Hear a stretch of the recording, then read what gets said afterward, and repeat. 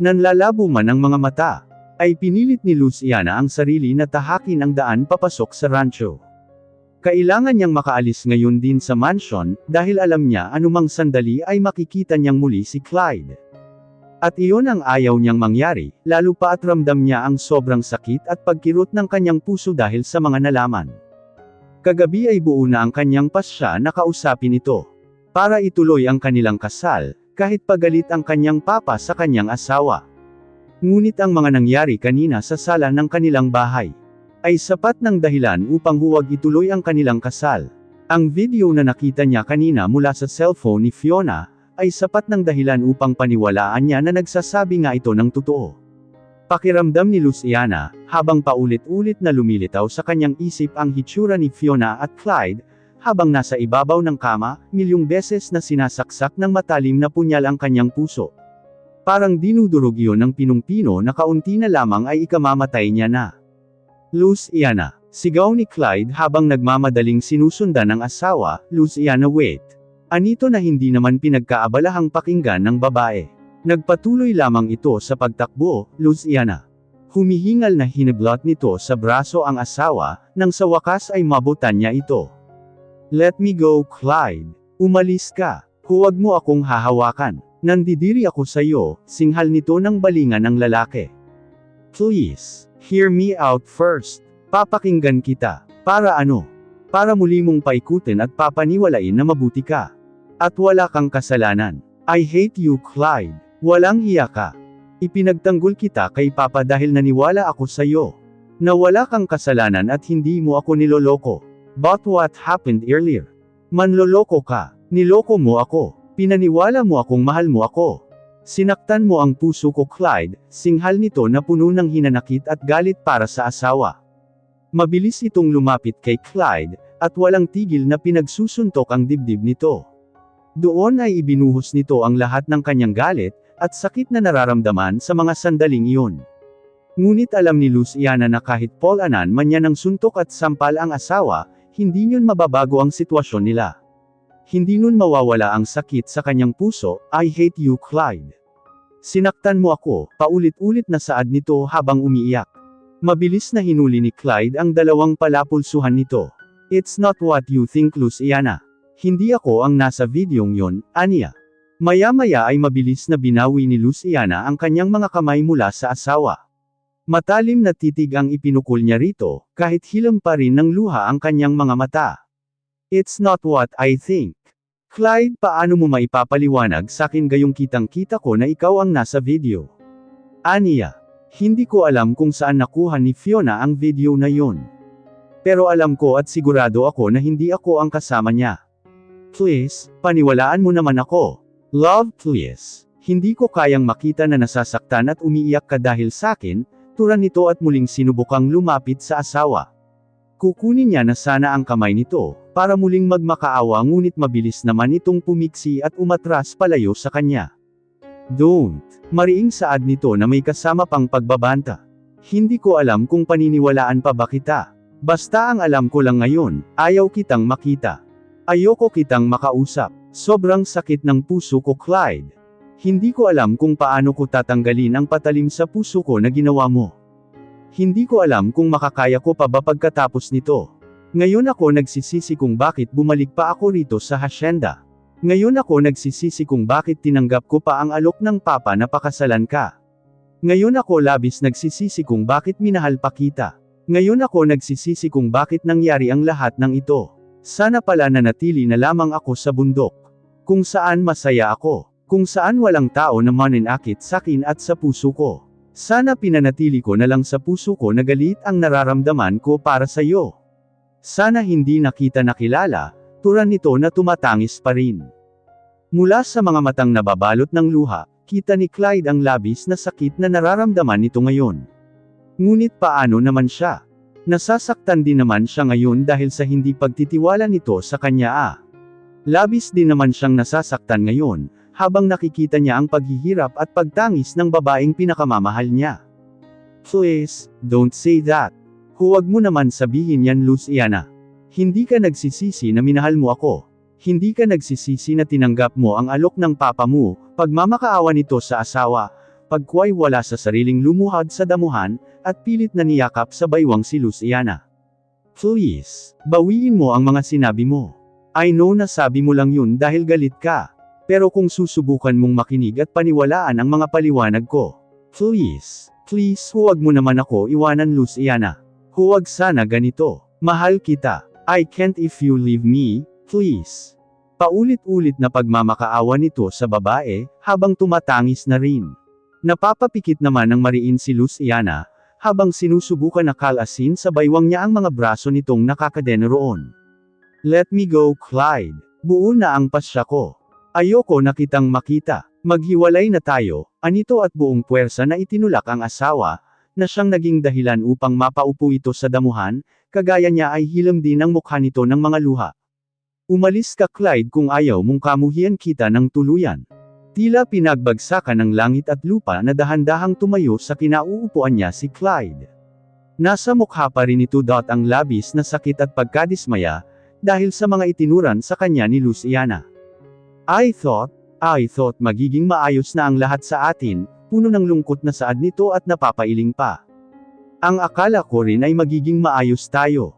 Pero huwag ka nang umasa Clyde. Siguro nga tama si Valerie. Mas lalo lang akong masasaktan kapag naging tayo. Sana noon pa nakinig na ako sa kanya. Anito, hindi ko alam kung paano muling mag-uumpisa, dahil sa ginawa mong sugat dito sa puso ko, aniya at itinuro pa ang tapat ng dibdib nito. Just go. Umalis ka na at huwag mo nang subukan na lumapit sa akin, para magpaliwanag at humingi ng tawad, dahil buo na ang desisyon ko.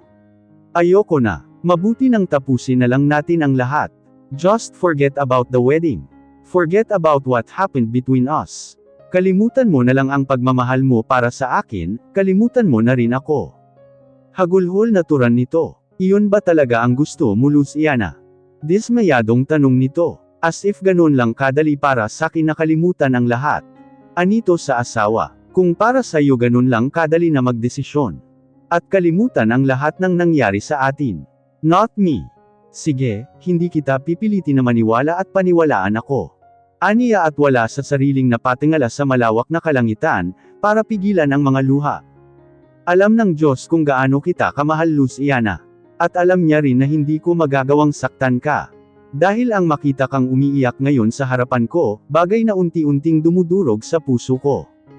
I know na saktan kita, pero kagaya ng sabi ko, I did nothing Luciana. Sana man lang ako ang pinili mong paniwalaan, dahil ako ang asawa mo. Pero kung ito ang desisyon mo, sige. Aalis ako. Pangako hindi mo na ako makikita kahit kailan. Kung iyon ang gusto mo.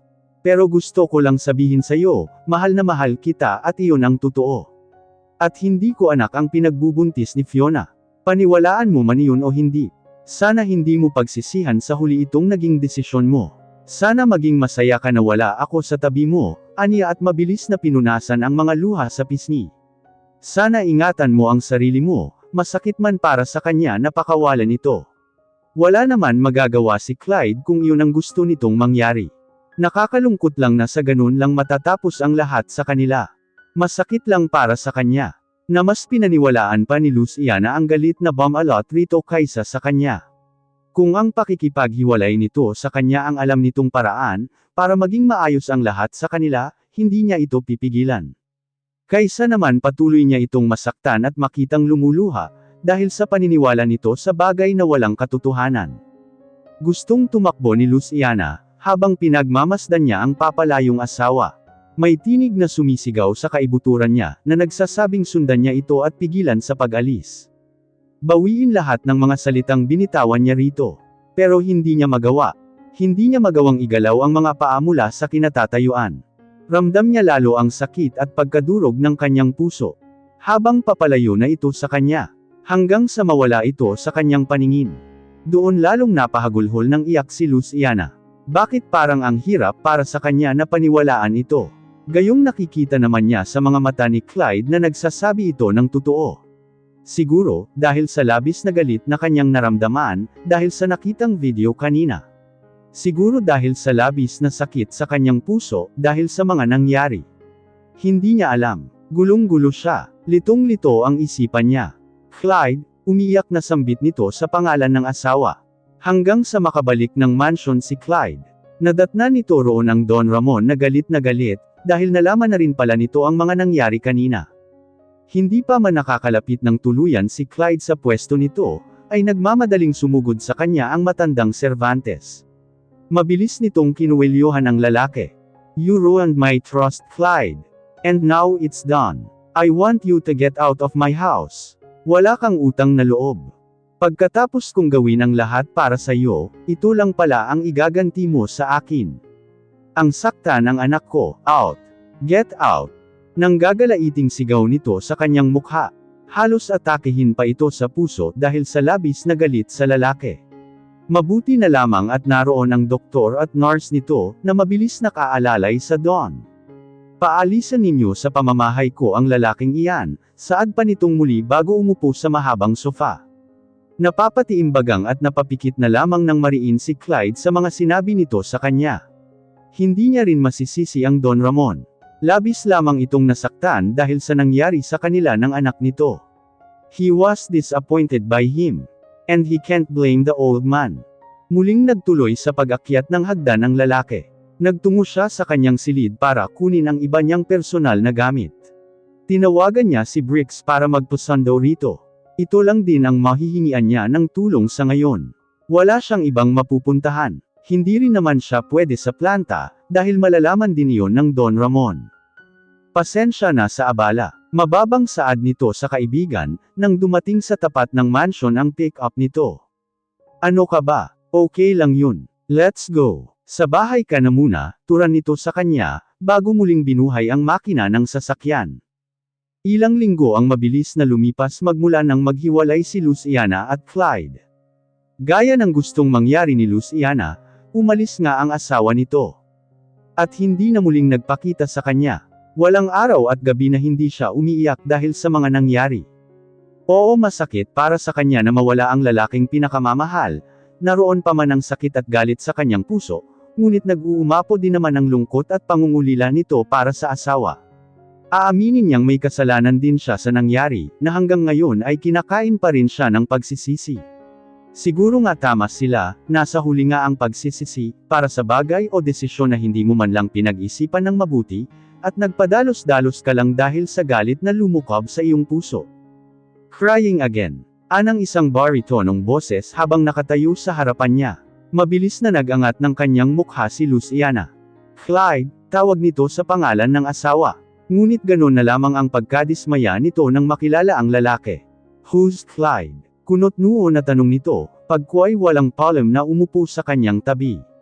"Fiancé mo, o asawa mo?" tanong nitong muli. "What are you doing here?"